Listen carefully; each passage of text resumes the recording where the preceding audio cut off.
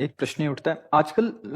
इतनी मान्यताएं ऐसी हो गई, जैसे आपने बोला, ऐसी वेब सीरीज, ऐसे फिल्म और ऐसा प्रदर्शित कर दिया जाता है। प्रकट में भी हो रहा भैया। महाराज जी, तो संत किसको माने?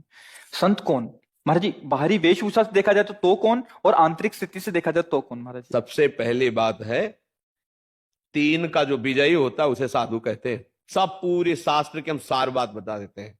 जो शास्त्रीय भाषा में कहते हैं पुत्रैषणा, वित्तैषणा और लोकैषणा, और शाब्दिक भाषा में कहते हैं कंचन, कामिनी और कीर्ति। जो काम पर विजय प्राप्त किए हैं और जो धन पर विजय प्राप्त किए हैं, धन पर विजय प्राप्त मतलब धन की आशा का त्याग किए हुए हैं, और जो मान कीर्ति की वृत्ति का त्याग किए हुए, उसे ही महात्मा कहते हैं, उसे ही महापुरुष कहते हैं। जो मदन, मद, मोह, मत्सर, इन पर विजय प्राप्त की। महाराज जी, ये तो आंतरिक स्थिति हो गई। अभी हम जो संसार में सामान्य जीव हैं, आंतरिक स्थिति का ही बाहर प्रकाश होता है, यह बात समझ लो। घर में दीपक जलेगा तो खिड़की से बाहर से रोशनी पता चल जाएगी अंधेरा है कि प्रकाश है। व्यवहार में पता चल जाएगा। ड्रामेबाजी का व्यवहार अलग होता है, समझ रहे हो। अगर हम रुपया लेंगे ना तो तुम्हारे दिमाग नहीं बदल सकते, ध्यान रखना। और जिस दिन हम पैसा लेने लगेंगे उस दिन ये सब नहीं चलेगा जो आज देख रहे हो आप। ये आज इसीलिए है बिल्कुल प्योर शुद्ध काम, कोई भी मिलावट। हम आपको हलवा पूड़ी का प्रसाद नहीं दे सकते, हमारी क्षमता नहीं। हम आपको गुलाब जामुन का प्रसाद नहीं दे, हमारे यहाँ प्रसाद नहीं बटता कभी, क्योंकि है ही नहीं तो बचे क्या। जो व्यवस्था है वो अपना किसी तरह उधर पोषण के, सब अपने धर्म से कार्य में लगे। महाराज जी, बाहरी वेश से, जैसे आपने बोला, एक तो मुंडन और एक ये, तो क्या ये किसी गुरु द्वारा ही प्रदत्त होता है? गुरु प्रदत्त, बिना गुरु प्रदत्त सन्यास या वेश नहीं धारण किया जाता। आज सैकड़ों लोग बिना गुरु प्रदत्त धारण। हाँ, थोड़ा सा वैराग्य आया, थोड़ी दाढ़ी बढ़ गई, वैराग्य का तो आया नहीं, तो नहीं तो गुरु शरण में होगा। थोड़ा सा प्रमाद आया, कायरता आई, और भेष परिवर्तन कर लिया, माल छानने को मिलेगा, पूजने को मिलेगा, रुपया मिलेगा, उन्हीं से नौटंकी नाटक होता है। और जब वैराग्य आता है तो फिर ये नहीं होता, फिर भगवत प्राप्ति की चाह होती है। और फिर जो ये वैभव होता है वो आखिरी बात होती है। जब सिद्ध हो गया, भगवत प्राप्त हो गया, काम हो गया, तो भगवान जगत मंगल में उतार देते हैं। ये प्रारंभ नहीं है, ये अंतिम होता है। आज प्रारंभ में क्या प्रचार करोगे? जब तुम काम पर विजय नहीं प्राप्त की, क्रोध पर विजय प्राप्त नहीं की, प्रचार क्या करोगे? यह इसी का प्रचार होगा। रुपया होगा, प्रणाम होगा, नमस्कार होगा, भोग सामग्री, इसीलिए सबके दिमाग में भर गया। तो क्या होता है कि आजकल अर्थ की इतनी मांग हो रही, हर जगह अर्थ ही अर्थ है। सत्संग है तो अर्थ है, भागवत है तो अर्थ है, कोई प्रोग्राम है तो अर्थ है, मतलब जहां देखो अर्थ है। और अर्थ से भोग सामग्री, भोग सामग्री का भोक्ता वो कभी ज्ञानी नहीं हो सकता, वो कभी भगवान का प्रेमी नहीं हो सकता, वो कभी सच्चाई से नहीं चल सकता, जहां अर्थ की प्रधानता है। और अर्थ की प्रधानता है, इसीलिए लोगों के दिमाग में बात बैठ गई है कि ये सब धंधा है, क्योंकि इसको धंधा बनाया जा रहा है।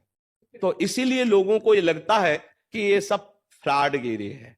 ये सब नहीं, भरोसो दृढ़ इन चरणन के रो। कभी भी संत महात्माओं ने अपने वचनों को नहीं बेचा है। ये जीवन की धरोहर है, कल जगत कल्याण के लिए कि बेचने के लिए है। महाराज जी, एक और प्रश्न है। ये तो हो गया एक। महाराज जी, आज देख रहे हैं कि कोई भी किसी को भी बाबा जी बोलता रहता है। वो पैंट शर्ट डाला है, वो कुर्ता पजामा डाला है, हाँ, क्या है कि उनकी मर्यादाओं को तो जानते नहीं है।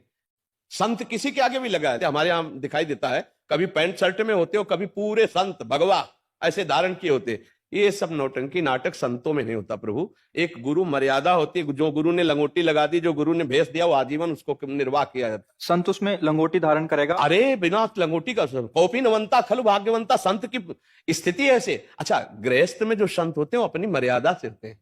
पैजामा कुर्ता पहने, कंठी है, तिलक है, नाम जप है, वो अपनी मर्यादा से रहते हैं। तो जो मर्यादा आचार्य परंपरा से बनी उसका त्याग किए हुए जानते ही नहीं।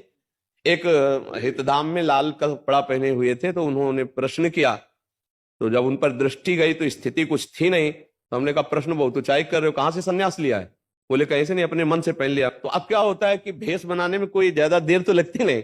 नीचे लाल पहन लो, ऊपर लाल पहन लो, नीचे पीला पहन लो, ऊपर पीला पहन लो, जैसा मनावे वैसा तिलक लगा लो। कोई जानने वाला तो है नहीं कि आपके संप्रदाय का तिलक लगाएं, आप किस आचार्य से जुड़े हुए हैं। अब वो क्या है, वो जो कार्य करेंगे वो संसारिक कार्य करेंगे और बेइज्जती होगी संतों की। ये देखो, ये अमुक बाबा, अब वो पैजामा कुर्ता पहने अमुक संत। यार, संत किसके आगे लगता है? आचार्य परंपरा से जुड़े हुए, वैराग्य दीक्षा लिए हुए, उनके आगे संत लगता था। भाई, ऐसे आचार्य, शास्त्री या ऐसे पदों से हम सम्मानित सबको किया गया, लेकिन संत शब्द लगा आचार्य परंपरा से जो संत है। आज पैजामा कुर्ता पहने संत, पैंट शर्ट पहने संत, उल्टा सीधा बोल रहे हैं, बोले संत। अब लोगों की क्या समझ में आ गया? आप उन्हें पहचान भी नहीं सकते, ऐसे रह रहे हैं। ऐसे वृंदावन में, ब्रज में हजारों ऐसे संत हैं जिनको आप मानोगे ही नहीं कि संत हैं। साधारण कपड़ा पहने, कमंडल लिए, रोटी मांगे, खाए, छुप के भजन कर रहे हैं, कौन जान पा रहा है। तो अगर हम धन का महत्व रखेंगे, भोगों का महत्व रखेंगे, तो साधुता का मतलब क्या है? घर का को त्यागा था। गोस्वामी जी ने दो प्रकार के संत बताए हैं। एक संत बताए जो भोग ऐश्वर्य को भगवान के लिए त्याग कर भजन मार्ग में चलते हैं, और एक नारी मुई घर संपत्ति नासी मूड मुड़ाए भय सन्यासी, गोस्वामी जी ने लिखा है। तो बहुत कठिन है साधुता का मार्ग, और बहुत कठिन है संतों का दर्शन। ये भी बात समझ लो, भगवान की कृपा है तो साधु समागम मिल रहा है, और जितने दिन है उतने दिन ही मिल रहा है। ये बाजार है, उठ जाएगी, ज्यादा दिन नहीं रहेगी। पकड़ना है तो पकड़ ले, तो गाड़ी छूट जाएगी। महाराज जी, दो शब्दों में एक अंतिम इसका करेंगे। महाराज जी, हमारी अश्रद्धा ना हो जाए, इस वाक्य को पकड़ के कोई सच्चे संत पे भी ऐसा आरोप या ऐसी भावना कर सकता है, उसके लिए एक साधारण जो जो भक्ति मार्ग से विलग भी है या जुड़ा है, वो कैसे निर्णय ले? देखो, संत की सबसे पहली पहचान है, हम जिसके पास बैठे तो पहला काम, हमारे हृदय में शीतलता आने लगेगी या जलन पैदा होगी। दो काम होंगे। अगर आप पापाचरण किए हो तो आपके अंदर जलन पैदा हो जाएगी, लगेगा मैंने बहुत बुरा किया, अब नहीं करूंगा। उसके पास बैठते ही, उसके वचन सुनते ही आपके अंदर खलबली पैदा हो जाएगी, यार बहुत गलती हुई, अब कसम खाता हूं ऐसा नहीं करूं। दूसरी बात, अगर थोड़ा भी साधन भजन शुरू है तो आपको ऐसा लगेगा, मैं देख तो पहली बार रहा हूं लेकिन ऐसा लग रहा है मैं इनसे बहुत बार मिल चुका हूं। ऐसा लगता है कोई अपने हैं, ऐसा लगता है कि मेरे अपने हैं, ऐसा वहां कोई संशय, कोई प्रश्नवाचक चिन्ह खड़ा ही नहीं हो सकता। जैसे सूर्य के सामने अंधेरा नहीं टिक सकता, ऐसे संत के सामने प्रश्नवाचक चिन्ह नहीं खड़ा हो सकता कि कोई छल है क्या, कोई कपट है क्या, ऐसा आएगा ही नहीं। उनको देखते ही तुम्हारे हृदय में एक अद्भुत प्रियता और गलत कर्मों के प्रति एक अलौकिक जलन शुरू हो जाएगी, और आप निश्चित गलत कार्यों को छोड़ देंगे और अच्छे कार्य करने लगेंगे। ये सहज पहचान है। बकाया सोई जाने जे देह जलाई, वो संत अपने को जना दे या भगवान जला दे तो ही, नहीं तो कैसे जला जा सकता है। पर हमारी सबसे अपनी तरफ से प्रार्थना है, हमको सबके प्रति भाव रखना है, पर जहां हमको गलत थोड़ा भी नजर आवे तो हम निंदा न करें, वहां से दूरी हट जाएं, चाहे कोई भी हो। ये बात हमें ध्यान रखनी है। गलत का मतलब है जैसे चेष्टाएं बता देती है, आदमी की स्थिति बता देती है। देखो, चेष्टाएं छुपती नहीं है, और सबको ही जानता है कि गलत देखना, गलत छूना, गलत बोलना वो हरकत में समझ में आ जाता है। अगर कोई गलत है तो तुम्हारी तरफ देखने का ढंग, तुम्हारी तरफ बोलने का ढंग, तुम्हारी तरफ का जो उसका भाव है वो आपको बता देगा ये आदमी गलत है, चाहे वो किसी भी भेष में हो। दूरी बना लेनी चाहिए। दूसरी बात, जिसके प्रवचन के बाद कुछ लेने की बात कह दी जाए तो समझ लेना कि यहां भगवान के भरोसे का खेल नहीं है, यहां कुछ और खेल है, हट जाना चाहिए। तीसरी बात, जो मिलते ही आपको अपना बनाने की कोशिश करे, जो आपको अपना बनाने की, वहां कभी मत फंसना। ये भी सूत्र समझ लो। आप मिले, आपको इतना प्यार, इतनी, क्यों आप उनकी मुट्ठी में आ जाएं, बिल्कुल नहीं आना, दूर हटके रहना। ये पक्का समझ लेना, संत कभी अपेक्षा नहीं रखते, वो निरपेक्ष रहते हैं। आप उनके जितने प्यार में झुकेंगे वो उतने आपसे निरपेक्ष होते चले जाएंगे। संत की पहचान होती है। अगर वो लौट करके आपकी तरफ प्यार दृष्टि से देख लिए तो आप निहाल हो जाओगे, जो निरपेक्ष संत है। और जो आपको पहली बार में ही आकर्षित करके अपना बनाने की कोशिश करे तो ये समझ लेना चाहिए कि यहां निरपेक्षता नहीं है, तो भगवान का भरोसा नहीं। ये कुछ हमसे चाह रहे हैं, और जो हमसे चाह रहे हैं तो हमारी चाह पूर्ति इनसे हो ही नहीं सकती। ये कुछ ऐसी बातें हैं पॉइंट की, जिनको समझना चाहिए। अच्छा, जिस सत्संग में जाने के लिए, अध्यात्म सुनने के लिए पैसा लगे, उसमें तो कभी जाना ही नहीं, क्योंकि उसमें लाभ होगा ही नहीं आपको। क्योंकि अर्थ दे करके भगवान की चर्चा का लाभ नहीं मिल पाएगा। अध्यात्म कभी पैसे से नहीं बिकता, और पैसे से कभी अध्यात्म को खरीदा नहीं जा सकता। आज समाज अंधी होती चली जा रही है। हमारे रोग दूर होंगे भगवान नाम जप से, ना कि किसी के छूछा से। बात पक्की समझ लेना। महीना, 2 महीना, 4 महीना अगर भजन डट के किया हो तो चेहरा बता देता बचपन से भगवान के मार्ग में रहे और ईमानदारी से भगवान के ही मार्ग में रहे, तो अपने जीवन की इन आंतरिक बातों को हमने देखा कि उसका प्रभाव जो पड़ता है वो आप पर पड़ेगा। आप खुद देख रहे हो।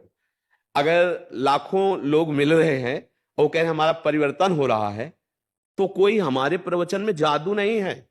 ये प्रवचन सब जगह होते हैं, हम शास्त्र की बात कहते हैं। अंतर इतना है कि हम आपके कल्याण के लिए सिर्फ बोल रहे हैं, आपसे कुछ चाह नहीं रहे, इसलिए आपका परिवर्तन, अन्यथा नहीं, अन्यथा नहीं।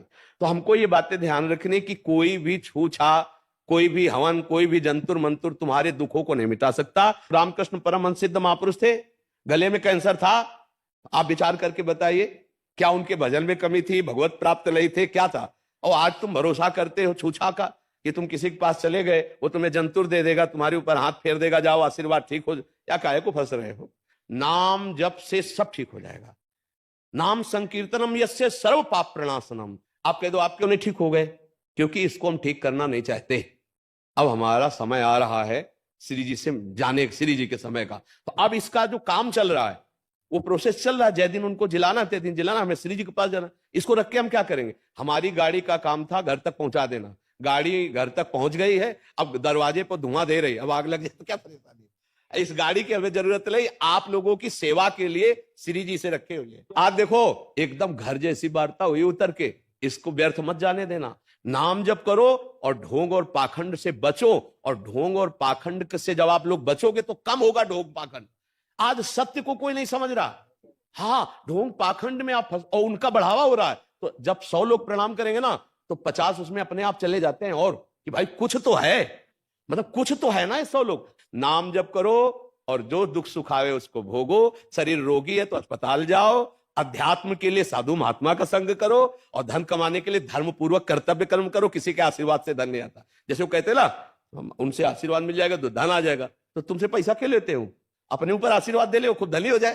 तो इस बातों को समझो और पाखंड का विरोध अंदर से रखो। हम संग नहीं करेंगे ऐसे पाखंड। तो आज हमारे भारत में जो उपहास हो रहा है संतों का, जो पाखंड का, वो सब ठीक हो जाए। जाओ, आपका सबका मंगल हो। राधा राधा।